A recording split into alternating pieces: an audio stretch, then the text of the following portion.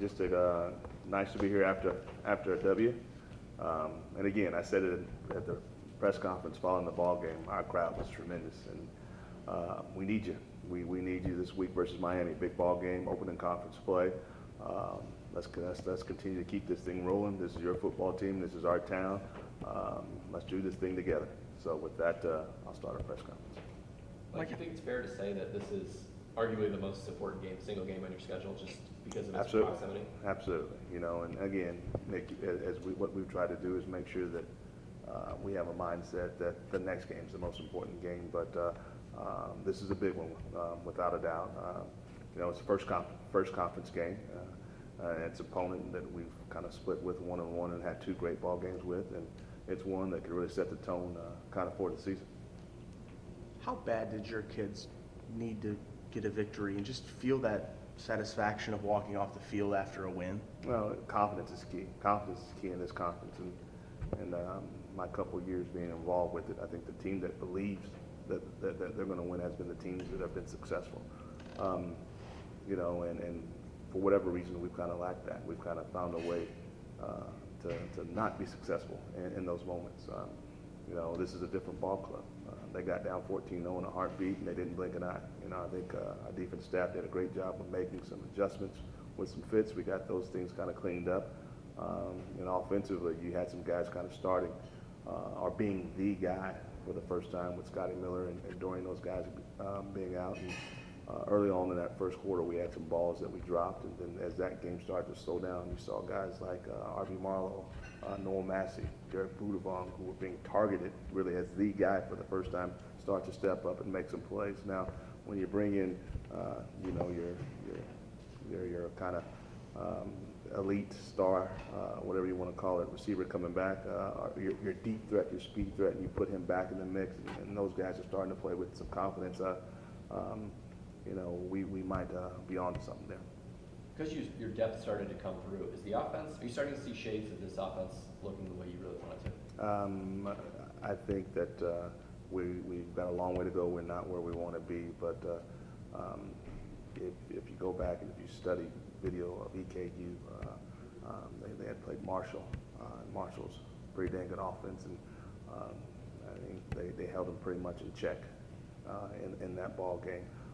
And really, I thought that even being limited, once we got rolling, I think we were operating at a pretty high level. You know, like we had talked about prior to the ball game, their defense was built kind of to stuff the run, and I thought that those guys did a good job of sticking with the run game. I think Andrew may have had 20, 25 carries for 95 yards, but you got to do those things.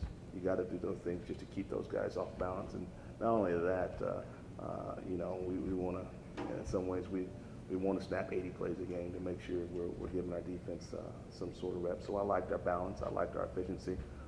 Definitely things out there that we needed to continue to improve on.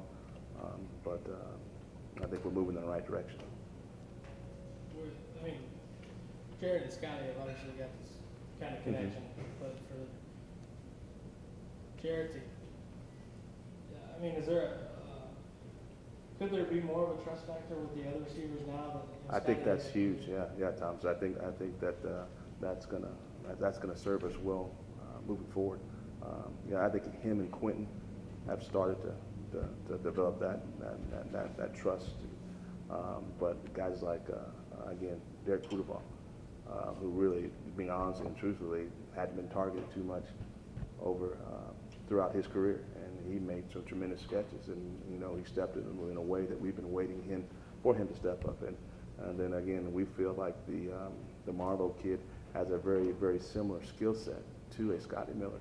So if you get him rolling on the other side and the inside, and get him with some confidence and get him involved in the game, it could present some unique problems. After you looked at the tape, how much of the run defense is guys not in position? How much of it is just guys are in position and not tackling? Well, we were gapped out most of the night. Early on in the ball game, you know, we had a couple guys that just weren't doing their job, to be quite frank and honest with you. And then other than that, they lined up correctly. We got to tackle, period. We got to tackle better. And you know, we work on it on a daily basis. But a lot of that is looking at it as a coaching staff, some of the things that we talked about, kind of looked at the number of snaps that we're asking those guys to play. And you know, we've got some young guys, but we need to get them out there, and we need to get those guys rested to make sure that we're fresh late in the ball game. I know Miami's a winless team, but you know they've been in a lot of games and they've played some good teams as well. Yeah. What do you see so far from them? Well, Miami's Miami. Like I said, we've had 2 great games with them.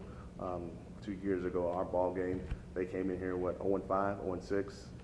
They beat us here in a great ball game, and went on and won the next 5 and went to a bowl game and played the heck out of a great Mississippi State team. You know, last year they kind of had a similar schedule as this year. Played Notre Dame prior to playing us, got banged up. We were able to get a win. You know, they played 2 quality opponents, FCS opponents, just like we had, just like everybody in the MAC has. And they'll be ready. The thing about Miami that you'll notice, that I've noticed, is these names that I'm reading on this roster have been the same since I've gotten here. So from an offensive standpoint, you know, you got Gus Ragland, great quarterback. He's been injured a little bit throughout his career, but when he's healthy, he's as good as anybody in our conference. You know, the Kenny Young kid, the Smith kid, these guys are redshirt seniors and have been there for a while. The big receiver, he went out of the game in the first quarter, but I'm sure he'll be up and ready for us, the Gardner kid.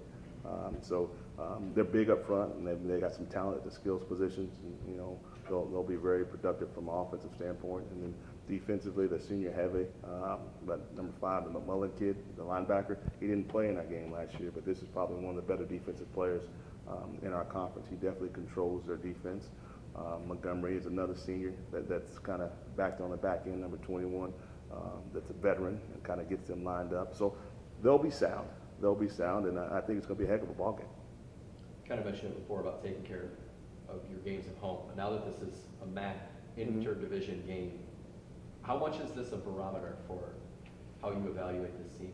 Well, it'll be huge moving forward because, you know, the winner of this ball game is going to be sitting in a real good position. You know, we've got another non-conference game the following week, but to get back to on a win streak and start to gain that confidence and to be 2-2 after 4 games, I think that when we looked at our schedule, I think a lot of people will be very pleased with that outcome. So it is a big game. We're excited about it. We want to see our community out there supporting us. With the struggles stopping the run, I mean, do you guys do anything differently, or do you just keep approaching it the same way? Well, you got to keep approaching it the same way. I mean, this is not the time to go out there and do, you know, 45 minutes of tackling drills, because at the end of the day, we can't pick up any free agents. These are the guys that we're going to have to go to war with. You know, so again, you get to talk about and preach the fundamentals and proper techniques and bringing your hands and a lot of those things. You know, there's a balance there. I think somebody showed me a stat. I think we're in the top 20 in fumble recoveries and in the top 20 in actual giving up fumbles, you know, which is kind of one of the reasons we were able to win that game last week. You know, we talked through some of those things. You know, the first guy there, secure the tackle, bring your hands, throw your guns, right? And then, you know, the second and third guy maybe start going for the ball. So just some little bit fundamental things that we'll start to teach and talk on. But no, we don't extend practices or anything like that. We've got a plan in place and we stick to it. You have news on Saudi Arabia? I do not have news on either. We will have a staff meeting this afternoon to where will be informed on what their whether or not they'll be available or not.